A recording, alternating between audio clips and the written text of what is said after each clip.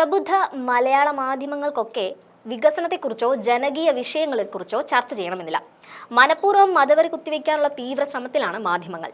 എബിൻ വർക്കിക്ക് പദവി നിഷേധിക്കപ്പെട്ടതിനെ തുടർന്ന് കോൺഗ്രസിലെ സമുന്നതരായ നേതാക്കളോട് മാധ്യമപ്രവർത്തകർക്ക് ചോദിക്കാനുണ്ടായിരുന്നത് ഒരേ ചോദ്യമാണ്. കോൺഗ്രസിന്റെ സംസ്ഥാന അധ്യക്ഷനോടും പ്രതിപക്ഷ നേതാവിനോടും അടക്കം എല്ലാ ഉന്നത നേതാക്കളോടും ഈ ചോദ്യം ആവർത്തിച്ച് അവർ ചോദിച്ചു. ക്രൈസ്തവനായതുകൊണ്ടാണോ എബിനെ ഒഴിവാക്കിയത് എന്ന ചോദ്യമാണ് മാധ്യമപ്രവർത്തകർക്ക് ചോദിക്കാനുണ്ടായിരുന്നത്. ഇതൊരു മതപരമായ ഒഴിവാക്കലാണെന്ന് സ്ഥാപിക്കാനുള്ള മാധ്യമങ്ങളുടെ ഹിഡൻ അജണ്ടയായി ഇതിനെ കാണാൻ കഴിയുന്നു. ഈ ചോദ്യം ഉന്നയിക്കാൻ നിങ്ങൾക്ക് എന്ത് ധാർമ്മികതയാണുള്ളത്? ചാണ്ടി ഉമ്മന്റെ അടുത്ത് പോയി നിങ്ങൾ ഇതേ വിഷയം ആവർത്തിച്ചു.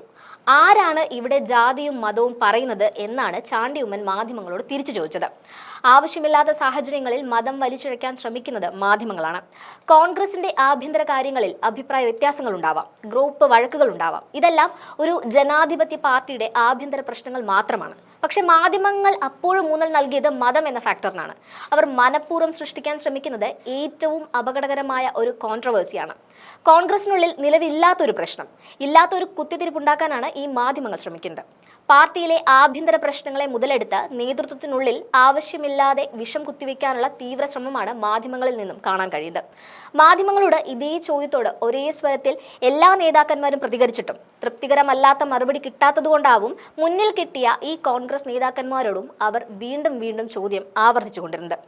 എന്തിനാണ് ഇങ്ങനെ പ്രസക്തമല്ലാത്ത കാര്യങ്ങൾ ചോദിച്ച് അവ വളച്ചൊടിച്ച് മറ്റൊരു തലത്തിലേക്ക് മാറ്റുന്നതെന്ന് മാധ്യമങ്ങൾ മറുപടി തരണം.